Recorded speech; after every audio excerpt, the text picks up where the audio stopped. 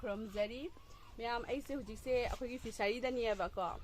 ꯑꯩꯈꯣꯏ ꯌꯨꯝꯒꯤ ꯐꯤꯁꯔꯤꯗꯣ ꯑꯗꯣ ꯃꯌꯥꯝ ꯍꯧꯖꯤꯛꯁꯦ ꯑꯩꯁꯦ ꯐꯤꯁꯔꯤꯗꯒꯤ ꯑꯩꯈꯣꯏ ꯍꯩꯅꯧ ꯍꯦꯛꯀꯦ ꯇꯧꯏꯅꯤ ꯍꯩꯅꯧ ꯍꯦꯛꯑꯒ ꯏꯁꯥꯒꯤ ꯌꯨꯝꯒꯤ ꯑꯄꯥꯟꯕ ꯍꯩꯅꯧꯁꯦ ꯍꯦꯛꯑꯒ ꯍꯣꯔꯦꯟ ꯃꯦꯠꯂꯒ ꯆꯥꯕꯗꯣ ꯀꯃꯥꯏꯅ ꯇꯧꯒꯦ ꯍꯥꯏꯗ ꯑꯗꯨꯒꯤ ꯃꯍꯥꯎꯗꯣ ꯃꯌꯥꯝꯗꯁꯨ ꯎꯠꯆꯔꯛꯀꯦ ꯑꯗꯩ ꯀꯃꯥꯏꯅ ꯇꯧꯒꯦ ꯍꯥꯏꯗ ꯃꯌꯥꯝꯗ ꯌꯦꯡꯍꯜꯂꯛꯀꯦ ꯈꯨꯠꯅ ꯂꯥꯝꯕ ꯐꯪꯉꯦ ꯍꯩꯅꯧꯁꯦ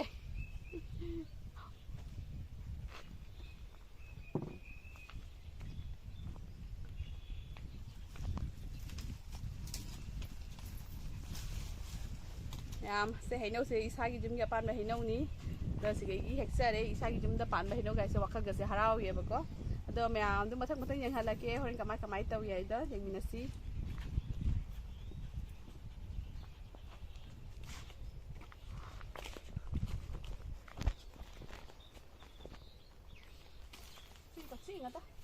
Do heunu. Kamu heuge. Kina tarakan. Yare ani ka hedi yare. Yare ko. Ai amma khakse lawning mune ba te he. Kato adum ai ka taw.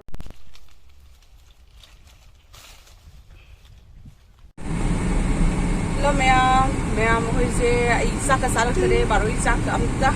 kusa se de jungni sak tu je pura kan tawre.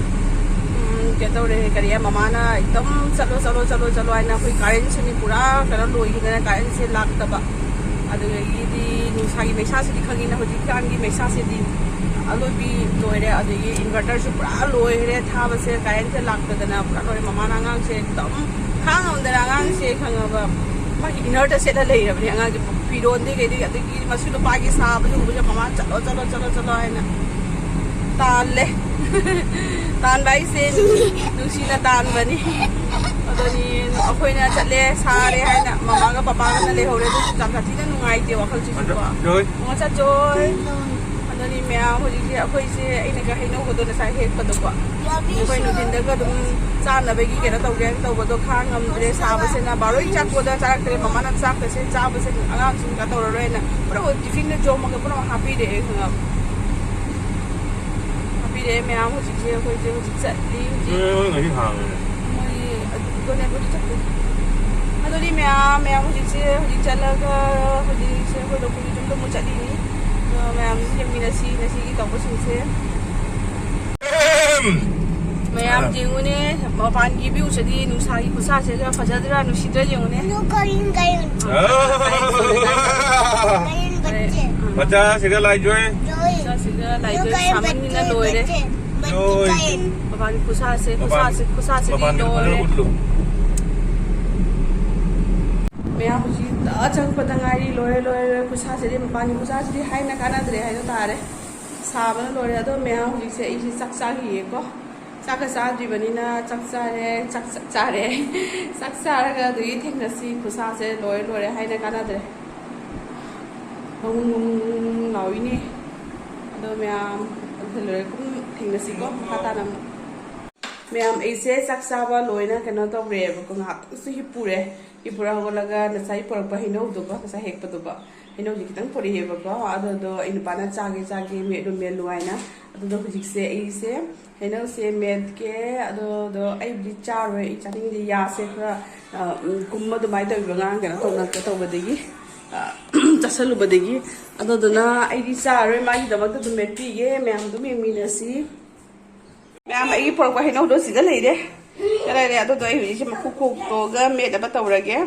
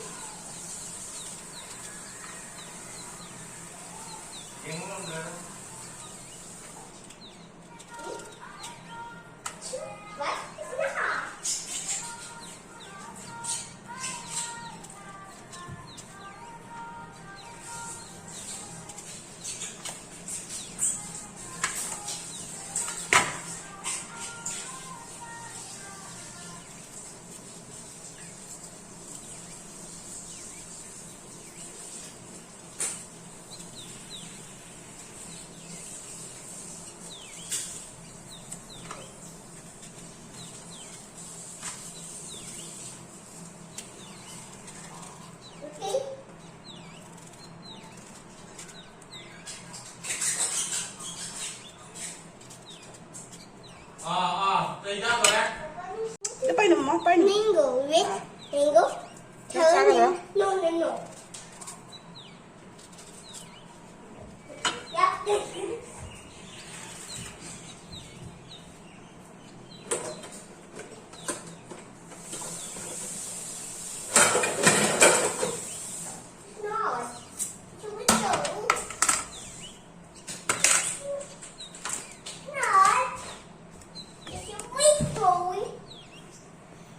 Ma'am, hinaw sa anitang tawre, kaya hindi mama punta sa ato yung ina niya. Ato na anitang tawre, ay gaya sit na ba siya gagto ka rin. Macha sa ato, wamulay tali sa PE. Tiye.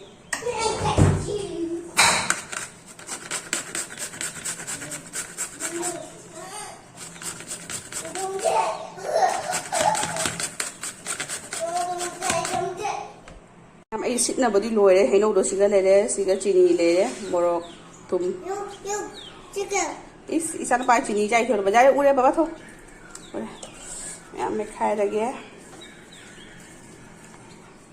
Trông nó mà sao?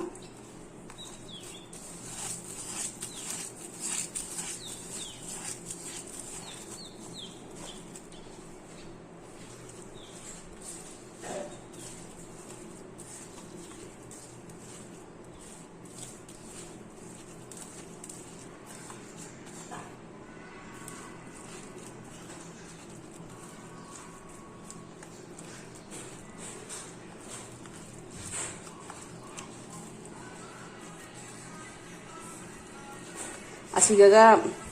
kenoga hapase ko nusi daka hapase yam haubani ko ado di kena tawdare taitre ase seta dum tawraga pijarage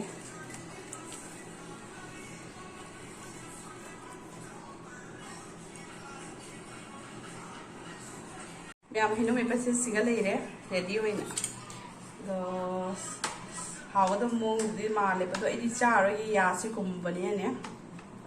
magi dum pipi ha ke mama thon te gi ne ni tang ta met pi re ba ne ai ya li kha jam met ka da ne ba ai sa rai ado me am dum video se ma khata na du mi le si ma do pi re ke magi di cha ba gi ke to ba ka pa se si di ma di ya ra o ye ba ri ko ado da me am thon te dum ai ucha re ke ko ke to ba si do Mai huji kitchen da sagang na chang thongi angangi na hai na sai kena thong ko na tum ho ta na kan thong na loi raga angangi like tak pa loi re bane ko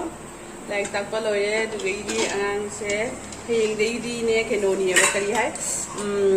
school se ngan na ni ba du sa sa bani ne school se ngan na ungera de gi hora ni ba ado duna kena to be kari hai ngan ngan sak si pije raga du gi tum handa ba ja di ba ngan na class ho de ni pung 7:30 da mo bus lak to ni ba ne aduna ma'am chang jang to ni angang su hingan na hodo pata jam wa do mi to do se khanga ba su hai ado me adu mi le si ai ji se khanga ba phona se hawai chan ni ne ke to re hawai ma ka bi ge ni kam ma bu di loi re ado do ke to ba ja ba do ko hawai ma to re je de to ma pai na khame ba ja chan ni ai ma gi di man di ya mi do dum do re to ge me am di ni si ko Ma'am, kena tahu kari hai, ai nu bana kari hai, mai ame pi ama met kani ent kena tahu dia bani ko, met ni mai se, ada smoke jadi jam kena sah tu mama kut nengah tahu raga met dia bani, hamra, ada ma'am jeng halak ke segala dia mama met se mai macam se, morok se kena tahu raga met li morok kena tahu halak aja nanti segala dia, potong aga morok tahu raga mana met li dia bani ko, ada ini morok se kena met na loi raga, tu ini mas se jenam sega adigi asigi fulgobi ke no se asise kol ga ne namma ga cha do ni ba asigi suma ha o ni mem cha ba gi se ase ma se phajane met pa loi di ma kan na ma ko ni to khai ri ma ko nang thum ha ba oh thum ha ba ga di ta ni da ai ni pa su ma deng pang bi ri jang jang na thabak to mi na ba da kai nai di angang se heng na school chat na do mi na da am jing halak ke siga budi lei re kam na siga kha kam na lei re da hu sok to se lage मैं हुजी हवाई सोक तो उनका लोरे हवाई से almost लोरे और इचान पागी ने हुजी से कहना तो रे करिए जरूर ऑमलेट में हो भी गया वो जब मैं चल भाई जरूर ऑमलेट में हो रही हुजी मैं am इन बाना हुजी की करिए हमें पी का सा नबगी तो बड़े फूल गोभी से जन्म दो अदुगो कितने ले मोह बदो तो मुझे कितने मोसे लिबे इन मोसे से सिंपल ला जामा से हल्दी कितने खागा जीरा कितने खागा मोरो से कितने खागा ने jam jam nó thang xe thì đấy cây nó baba bố sang xe lấy thang mà đi mà nó chứ mẹ em thùng bố đi lôi đấy hồi cái chai nung thang gì này có dinner gì mẹ em xí cái lấy đấy comment bazaar mà tàu rồi có comment chút cái ngã thô rồi cái đi ফুলকপি sẽ ngầu rồi cái nó lấy đấy ngay chú san nghe này ngay chú nè hạt tính chất là cái đi ngầu rồi cái đi chăn nó bay này giờ omelette sẽ hồi nghe đó mà chết cái side cái hồi rồi thầm mà mà chết mà sát thô mẹ man cái đi là sai cái em pi tàu vào đây nó bán á sẽ nico sẽ em pi sẽ nico hậu đi em hậu mẹ em sẽ chúng try tập nico hay là cái đi đó số máy nó hậu cái đi sẽ cái nó lấy hình dạng sẽ cái lấy đấy Hawaii thùng một đồ có đi chăn nó bán sẽ Hawaii san nghe cái Hawaii nó tàu sân lẽ thang sẽ đã nằm ở đây thang đâu đi Hawaii xa thì bên nhiều bậc đó dùng tàu đấy chăn nghe bên nhà ngang nè rồi mẹ em số máy nó ở đây cái mà thêm sẽ ní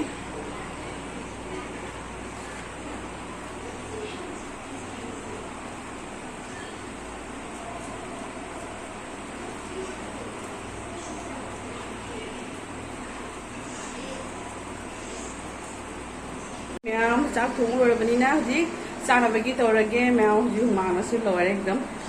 rồi mèo phải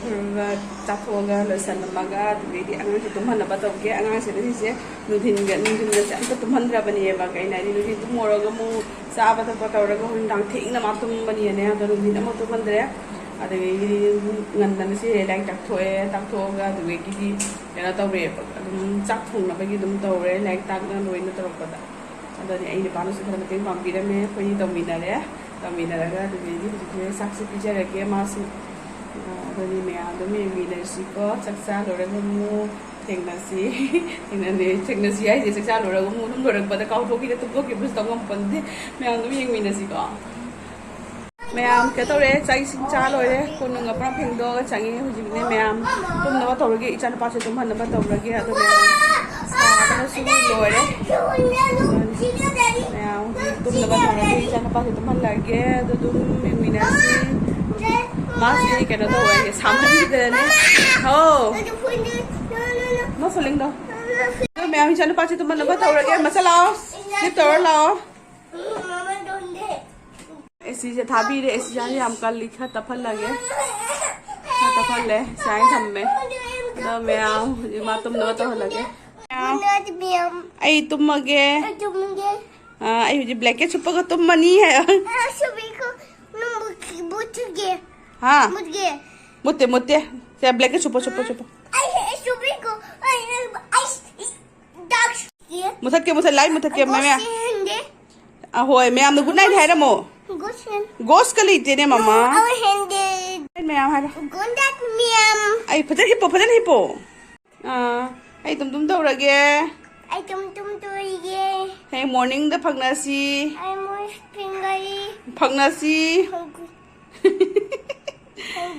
good night don bos oh hey school jat to ni ayo ado fare bye good night तुम को मैं आमी channel पास से पूरा माही थोक थाक से अदो मैं फारे वीडियो से मता सुमले से लगे अदो मैं आम रिसीव ना आईगी चैनल से ओ लिटिल चक जाइबा नंग वाटर फजन था उद्रबो अदो नि मैं चैनल पास से वीडियो लेसन बगा ngam dre hai se मैं वीडियो से मता सुमले से लगे मैं आम रिसीव आईगी चैनल से लाइक सब्सक्राइब शेयर कर मैं bye bye good night